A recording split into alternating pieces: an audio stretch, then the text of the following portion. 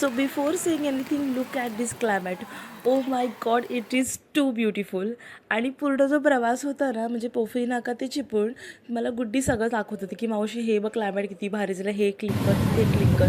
So हा प्रवास खूप भारी होता. आम्हाला साधारणतः 45 मिनिट्स झाल्यानंतर आम्ही चिंचनाक्याला पकडली. हे धवलप्लाझा का आहे मूवी थिएटर? आणि हे असं पहिल्यांदा होत आहे की चिपळूणमध्ये मी आणि गुड्डी असं इतक्या रात्री इतके फिरत होतं, म्हणजे 7-7:30 वाजले असतील आम्हाला पोहोचेपर्यंत. आणि हे धवल प्लाझाच्या बाजूलाच होतं डी जी कॅफे समोर नवरात्रीचं डेकोरेशन चालू होतं. एरिया इतका सुंदर होता आणि इतका काम होता ना की गुड्डीसुद्धा पहिल्यांदा एक्सप्लोर करत होते.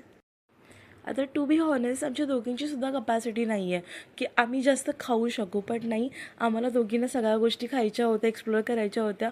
सो म्हटलं की ठीक आहे, बघूया, नंतर बघूया, आधी आपण ऑर्डर करूया.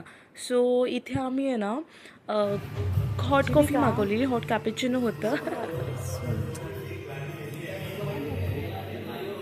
काय म्हणते? एवढं नको प्रेम.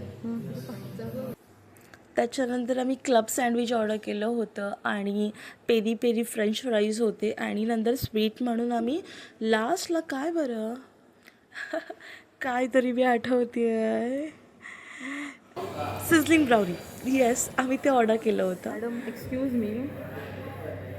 Oh my God. ती ना की खूप वाईट झालं गं, तर मी हॅपीवाला इमोजी पाठवला, डोळ्यामध्ये पाणी हॅपी ऑफ झालं ते, मला चुकलं. ॲक्च्युली याआधीसुद्धा आम्ही दोघींनी कॅपेचिनो ट्राय केली होती ना, म्हणून आम्ही कोल्ड कॉफीऐवजी हॉट कॉफी पिणं प्रिफर केलं. बिकॉज समटाईम्स आहे ना की it's okay to change your choice. थोडी तर ही चॉईस आमची बेस्ट होती.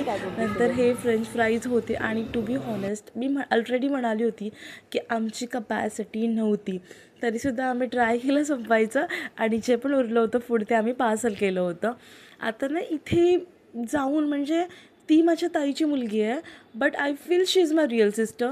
बिकॉज वाईब्स किंवा एनर्जी किंवा आमचं कनेक्शन इतकं छान आहे ना, खरंच सांगते. तर मी अगेन तिला म्हणाले की आपण नेक्स्ट टाईम पिनू किंवा मग ताई, मम्मी, आपण सगळे पुन्हा येऊया. आणि इथे ना सिझलिंग ब्राउनी आली होती. ॲक्च्युली ते चॉकलेट सांगताना मी रेकॉर्ड नाही केलं, कॉज मला खूप असं कसं तरीच वाटत होतं, कॉज ते अजून पण तितका काही कॉन्फिडन्स आला नाही आहे मला क्लिक करण्याचा. इथे मस्ती चालू होती ॲज युजल, की आम्ही दोघी अशा वागतो ना, खरंच सांगते की आता रिअल सिस्टर्सपेक्षा मी म्हणेन की आम्ही बेस्ट फ्रेंड आहोत, अशाच बिहेव करतो. नंतर ना हिच्यातून ना छत्री राहिली होती आणि आम्ही हे सिक्रेट ठेवलं. आम्ही सांगितलंच नाही की छत्री आम्ही विसरलो होतो, म्हणजे विसरली इन द सेन्स खाली होती, पण या व्हिडिओतून ह्या लोकांना कळणार आहे.